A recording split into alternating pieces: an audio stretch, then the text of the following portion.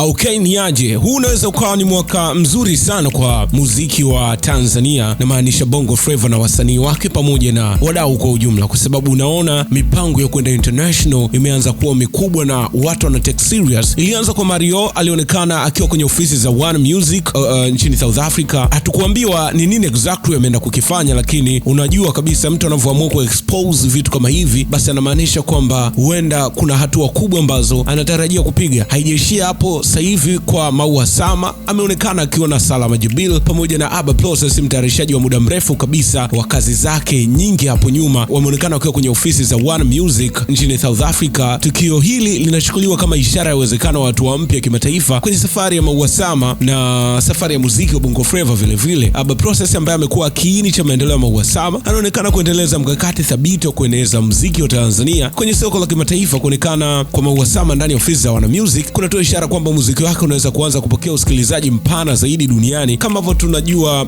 One Music kama kampuni ambayo inahusika na muziki kimataifa duniani kote kwa kiasi kikubwa, ikiwa inafanya kazi na wasanii wengi wakubwa na wadau wengi wakubwa wa muziki. So swali ni moja, je, Maua Sama sasa yupo kwenye mlango wa kimataifa? Na kiukweli tukio hili linapendekeza kwamba safari ya Maua Sama haipo nyumbani Tanzania pekee. Kuna mipaka mipya ya kimuziki inafunguliwa, na hii inaweza kuwa mwanzo wa sura mpya kwenye muziki wa Bongo Flava na duniani kwa ujumla. Unaweza kutuambia maoni yako ni yapi kwenye hili ambalo linaenda kutokea kwenye muziki wa Maua Sama, lakini pia inaweza ikawa ni safari ya Maua Sama au chachu ya wasanii wengi wa Tanzania kuanza kuifikia safari ya kimataifa. Ni nini unadhani utakuwa na kijadili? Ni nini ambacho kitakuwa kimewapeleka? Of course najua utakuwa hujui sana, lakini tunatarajia kuona makubwa kutokea kwake na kutokea kwa timu yake ambayo inafanya hiki. Alionekana Mario South Africa kwenye ofisi za One Music, pia alikuwa na Aba Process. Inaonekana Aba pia ni moja kati ya mtu ambaye anajitahidi kufungua milango ya kimataifa na kutanua mipaka ya kimataifa kwa wasanii walioko ndani ya nchi. So maua mengi sana kwao, lakini pia wewe kama una comment yako usiache kutuambia hapa chini kwenye comment, tutakuwa umetisha big time. Hii ni Mtitu Media. Usisahau kusubscribe, share na kucomment ili wa kwanza kupata stories zetu every time. Ciao.